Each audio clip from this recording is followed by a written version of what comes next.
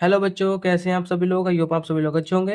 बच्चों, आज हम पढ़ने वाले हैं क्लास 12 की फिजिक्स का। ये जो टॉपिक है, वैद्युत क्षेत्र की तीव्रता तथा विभव प्रवणता में संबंध। ये जो डेरिवेशन है बच्चों, बहुत ही ज़्यादा इंपॉर्टेंट है। आपसे डायरेक्टली 5 अंकों में ये आपसे एग्जाम में पूछ लिया जाता है, तो बहुत ही ज़्यादा इंपॉर्टेंट वीडियो है। तो अभी तक बच्चों वीडियो को लाइक नहीं किया तो वीडियो को लाइक कर दें, और चैनल पर नए हो तो चैनल को सब्सक्राइब कर दें। तो चलिए स्टार्ट करते हैं। तो बच्चों, मैं सबसे पहले यहाँ पर मैं क्या करूँगा, तो यहाँ पर मैं सबसे पहले इस डायग्राम को मैं समझाऊंगा। मैंने सब कुछ पहले ही लिख रखा है, बस आपको मैं समझाना है मुझे, ठीक है ना। तो सबसे पहले आप इस डायग्राम को समझ लेते हैं। हम लोग समझ लेते हैं इस डायग्राम को पहले रफ में। तो रफ में समझने के लिए मैंने एक पेज ले लिया है।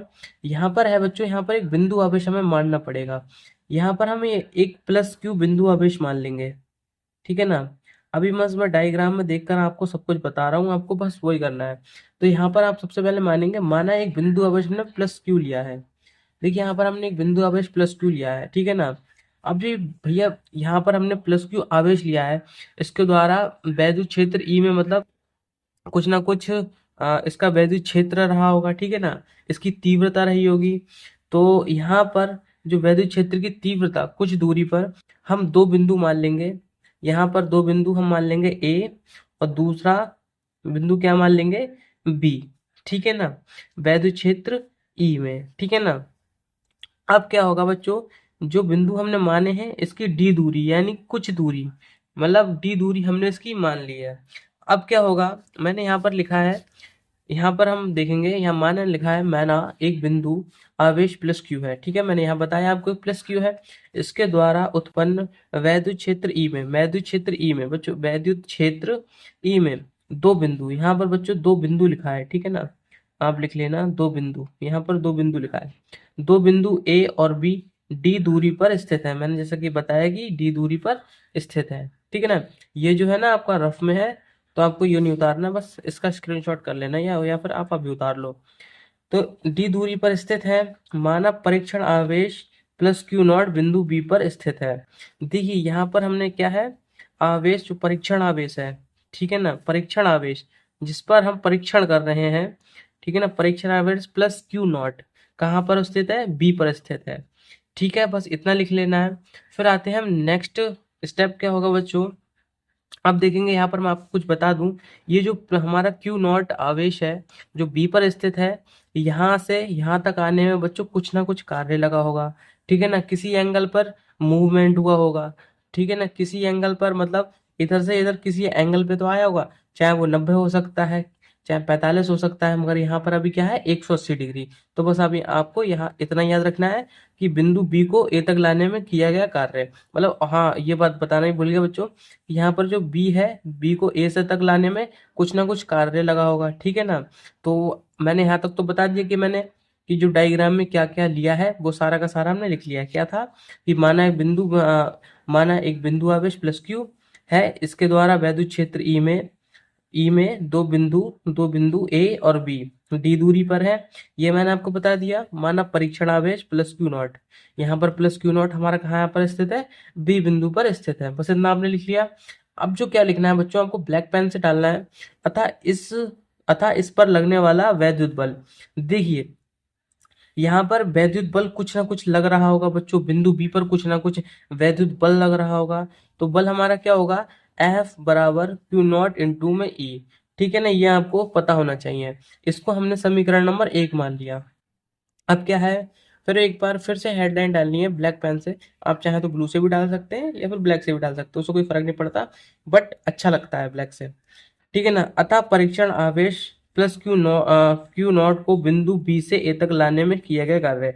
मैंने बताया कि यहाँ पर कुछ ना कुछ वैद्युत बल लग रहा था बच्चों, ठीक है ना। फिर इसको यहाँ से बी से ए तक बी को ए बिंदु तक लाने में कुछ ना कुछ कार्य लगा होगा, ठीक है ना। तो वही मैंने यहाँ पर लिखा है, अतः परीक्षण आवेश प्लस क्यू नॉट को बिंदु बी से ए तक लाने में किया गया कार्य।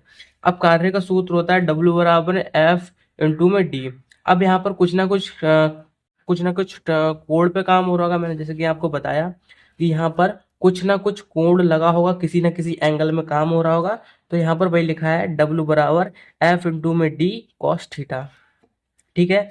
अब क्या है बच्चों, यहाँ पर देखिए डब्ल्यू बराबर, अब देखिए एफ का मान जो होगा, यहाँ पर देखिए एफ का मान यहाँ सा समीकरण 1 से f का मान यहाँ पर रख देंगे, ठीक है ना, f में रख देंगे, समीकरण 1 का मान f में यहाँ रख देंगे, तो क्या होगा हमारा f w बरा एफ डी कॉस थीटा हो गया, जितना कि यहाँ बताया। अब क्या होगा, w में इसका मान रख दिया, f का मान रख दिया, तो क्या हो गया, यहाँ से उठ के यहाँ पर मान आ गया, तो क्यू नॉट ई इंटू में डी हमारा यहाँ पर चल ही रहा है, ठीक है, इतना समझ गए। और कॉस थीटा क्या था, कॉस थीटा का मान 180, तो यहाँ पर मैंने 180 लिख दिया। अब देखिए यहाँ पर मैंने यहाँ पे लिख दिया समीकरण 1 से, यहाँ से एफ का मान कहाँ से उठाया है, समीकरण 1 से, ठीक है। अब क्या होगा, यहाँ देखिए डब्लू बराबर, देखो क्यू नॉट इंटू में ई, ये तो ऐसे ही रहा, जो इंटू में डी हमारा भी ऐसे रहा। अब आपको पता होना चाहिए कि कॉस 180 का मान कितना होता है, कॉस थीटा क्या, कॉस थीटा 180 का मान क्या होता है, क्या होता है बच्चों, माइनस का 1 होता है, ठीक है, ये चीज आपको ध्यान रखना है। कॉस 180 डिग्री का मान -1 होता है, तो मैंने यहाँ पर इसकी इंटू यहाँ पे कर दूंगा।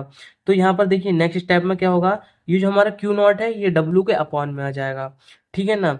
अब बराबर में हमारा क्या बचा था, यहाँ से इंटू हो जाएगी, देखिए मैं आपको रफ में बता देता हूँ एक बार, कंफ्यूजन ना होनी चाहिए बच्चों बिल्कुल भी। देखिए यहाँ पर था W बराबर में क्यू नॉट इंटू में ई डी इंटू -1, ठीक है, ये थीटा का मान था -1। अब देखिए ये जो मान है क्यू नॉट, ये हमारा यहाँ पर आ गया, बराबर में ई और डी इंटू में -1। अब देखिए W बराबर क्यू नॉट बराबर में ई डी, इसकी इंटू 1 से होगी तो माइनस को हो जाएगा ई और डी, ठीक है, तो ये जो आ गया वही सेम आ गया, ठीक है। अब मैंने यहाँ पर देखिए क्या है कि W अपॉन में क्यू नॉट, ठीक है ना, क्या बोलते हैं, डेल्टा V बराबर W अपॉन क्यू, ठीक है ना, ये क्या बोलते हैं, विभव प्रवणता का शायद सूत्र होता है, तो डेल्टा V बराबर W अपॉन क्यू नॉट आपको याद रखना है, मुझे याद नहीं आ रहा, शायद विभव प्रवणता का ही होता है। तो यहाँ पर मैं डेल्टा V रख दूंगा, W अपॉन क्यू की जगह पे मैं क्या रख दूंगा, डेल्टा V, तो मैंने यहाँ पर क्या लिख दिया है, डेल्टा V, तो बराबर में E माइनस डी, हमारा ऐसा ही चल रहा है, ठीक है ना। अब देखिए यहाँ क्या होगा, ये जो हमारा ई है बच्चों इस तरफ आ जाएगा, और डेल्टा वी, ठीक है ना, देखिए ई तो हमारा ऐसे ही रहा, ये डी हमारा अपॉन में आ जाएगा डेल्टा वी के, तो यहाँ पर क्या हमारा बनेगा, डेल्टा वी अपॉन में डी, ई बराबर डेल्टा वी अपॉन में डी, वो भी काय का, माइनस का। तो ये यहाँ पर आप ये भी लिख सकते हैं कि ई का मान बराबर क्या होगा, माइनस विभव प्रवणता के बराबर होगा, ठीक है। यहाँ पे लिख लेंगे अतः वैद्युत क्षेत्र की तीव्रता ऋणात्मक विभव प्रवणता के बराबर होती है। बस इसी तरीके से आपको ये वाला डेरिवेशन करना था। आई होप आप लोग समझ गए होंगे, अगर नहीं समझ में आया तो आप दोबारा से वीडियो देख सकते हैं, और कुछ समझाने में मुझे प्रॉब्लम हुई तो प्लीज़ कमेंट में मुझे बताएं, मैं सुधार करूंगा। और एक बार आप इसका स्क्रीनशॉट कर लीजिए, ठीक है ना, एक बार इसका शॉट कर लीजिए अच्छे से।